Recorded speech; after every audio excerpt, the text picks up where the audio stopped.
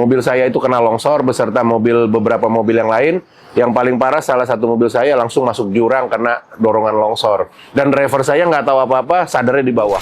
Dan kita juga waktu evakuasi berdebar juga. Kenapa? Di depan saya jurang, di belakang saya tebing.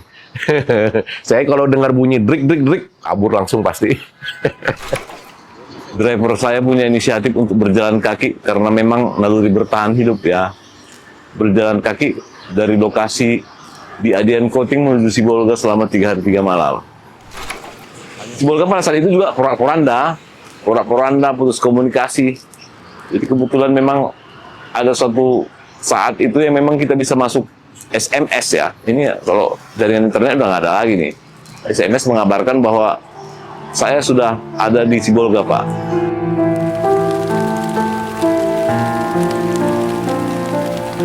Musibah banjir bandang tanah longsor yang terjadi di Tapanuli Selatan, di Kabupaten Langsa, dan juga di Kabupaten Aceh Tamiang. Ini juga mendapatkan sentuhan langsung dari Badan Wakaf Al-Quran melalui program sedekah kemanusiaan.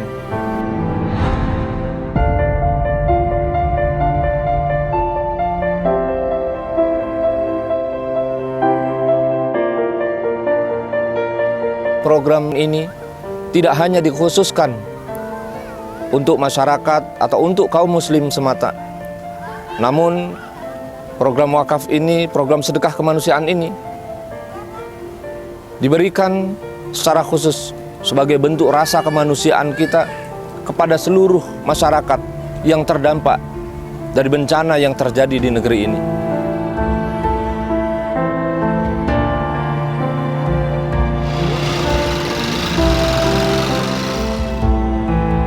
Kejadian itu jam 3 pagi. Jam 3 pagi kejadian, dia telepon bahwasannya dia nggak bisa maju karena ada longsor di depan. Saya suruh putar balik, dia bilang udah ramai mobil di belakang. Jam 5 pagi dia telepon lagi, Pak saya nggak bisa muter balik juga karena ada longsoran lagi 500 meter di belakang sehingga mereka terkurung. Jam 7 pagi driver minta izin ke saya, Pak ini udah terang, aman, saya tidur di mobil ya. Jam 10 mobil saya itu kena longsor beserta beberapa mobil yang lain. Yang paling parah salah satu mobil saya langsung masuk jurang karena dorongan longsor. Dan driver saya nggak tahu apa-apa, sadarnya di bawah.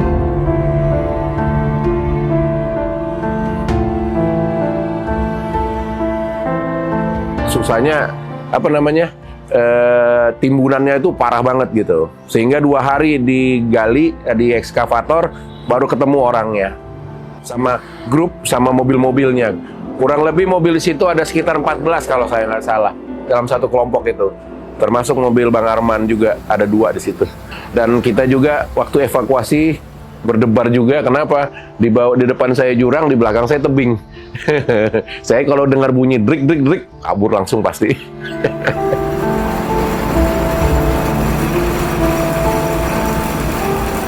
Waktu kejadian kita dibantu juga sama banyak orang.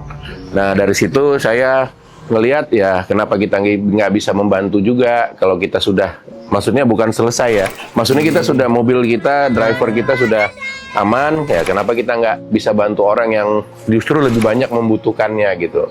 Dan terus terang kadang-kadang kalau nggak ada BWA, nggak ada Ustadz Lili gitu, saya nggak punya tema untuk berbuat gitu. Nah karena kolaborasi inilah makanya terjadi satu ini ya, mungkin kalau Allah berkenan mungkin jadi satu kebaikan bagi kita semua gitu.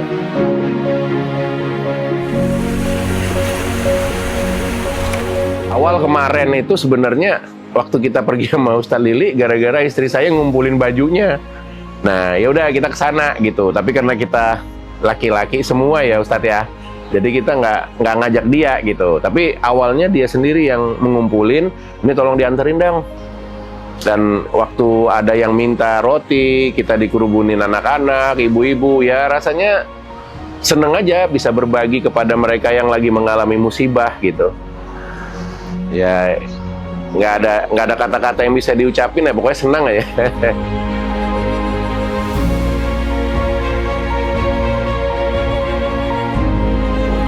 Bismillahirrahmanirrahim.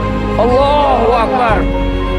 selama nanti semuanya seperti BBA, Ustadz Lili atau Bang Arman dari Natama ingin mengajak kita berkolaborasi untuk berbuat kebaikan, saya atas nama pribadi dan atas nama perusahaan, kami siap untuk berkolaborasi untuk tujuan kebaikan. Mudah-mudahan dengan hal ini Allah meridhoin kita semua.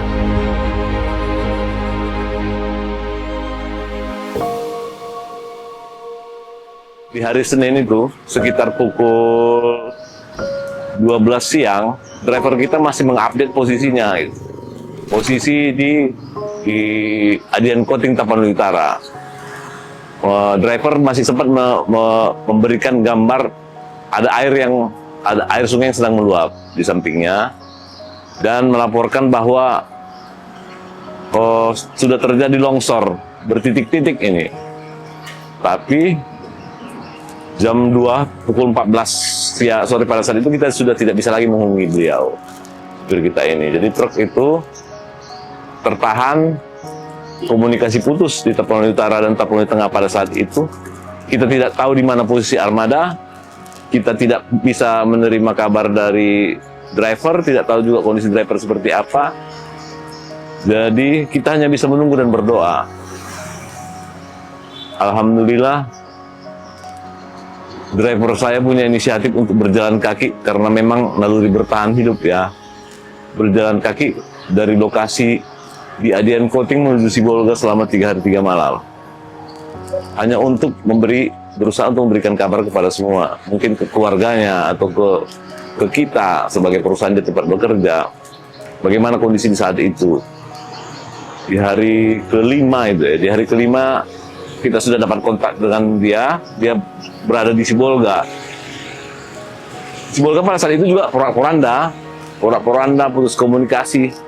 Jadi kebetulan memang ada suatu saat itu yang memang kita bisa masuk SMS ya. Ini kalau jaringan internet nggak ada lagi nih. SMS mengabarkan bahwa saya sudah ada di Sibolga, Pak.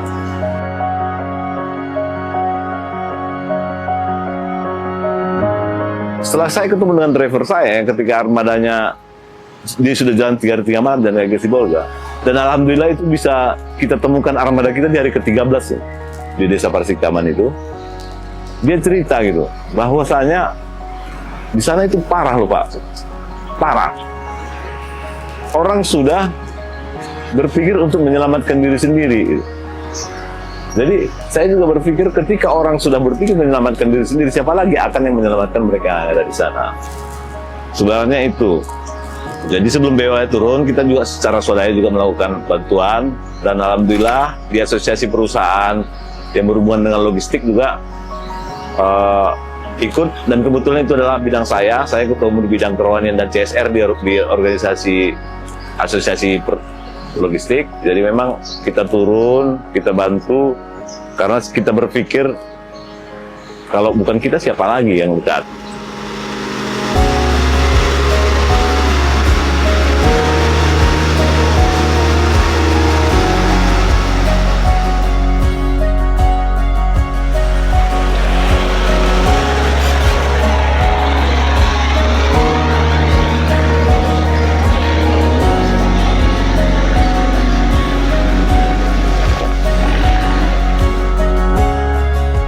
Ada desa yang memang terisolir karena longsor sudah lama, sudah 20 harian ya, 20 harian. Ini nggak bisa dilalui gitu. Baru beberapa hari itu bisa dilalui. Jadi memang saya memberikan usul kepada BWA sebagai relawannya BWA pada saat itu, bahwasanya kita harus memasukin di 3 desa. Kenapa 3 desa ini? Itu yang pertama desanya adalah Desa Siuhom di Angkola Barat. Yang kedua Desa Sibara-bara di Angkola Sangkunur. Yang ketiga adalah Desa Bandar Tarutung di Angkola Sangkunur juga. Kenapa kita pilih 3 desa ini? Bahwa di 3 desa ini adalah korban ya, korban yang terdampak, yang memang kemungkinannya juga rusak, yang semua fasilitas perekonomian juga lumpuh, tetapi jarang dilalui ataupun jarang dilirik oleh orang lain, karena memang akses ke sana itu susah. Di hari biasa aja tanpa bencana, akses ke sana susah, apalagi di bencana gitu. Jadi kita koordinasi juga dengan teman-teman, kita ajak kolaborasi lagi ini kan. Kalau menurut saya memang untuk kegiatan sosial seperti ini ya semakin banyak kolaborasi, semakin banyak orang terlibat, ya semakin kuat.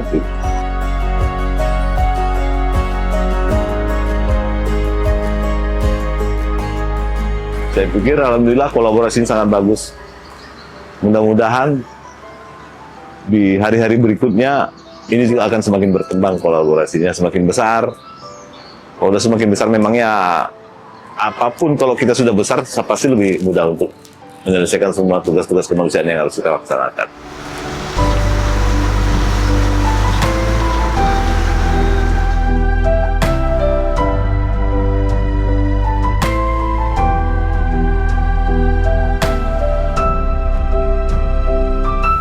Kami menyadari bantuan yang kemudian kami salurkan kepada korban bencana, baik yang di Provinsi Sumatera Utara, di Kabupaten Tapanuli Selatan, dan juga di Provinsi Nangro Aceh Darussalam khususnya, di Kabupaten Langsa dan juga Kabupaten Aceh Tamiang, belum mampu mencukupi kebutuhan mereka. Namun, hal ini kami lakukan semata-mata untuk menunjukkan sikap peduli sebagai sesama anak bangsa untuk memberikan dukungan moral kepada saudara-saudari kita yang tertimpa bencana hari ini. Dan kami mengucapkan terima kasih kepada seluruh pihak yang sampai hari ini sudah mendukung program dari Badan Wakaf Al-Quran dan juga para wakif yang sudah setia selama ini mendukung program-program yang ada di Badan Wakaf Al-Quran. Semoga kiranya wakaf dari para wakif yang sudah disalurkan melalui program Badan Wakaf Al-Quran, semoga kiranya ini semua menjadi amal soleh dan amal jariah bagi kita semua.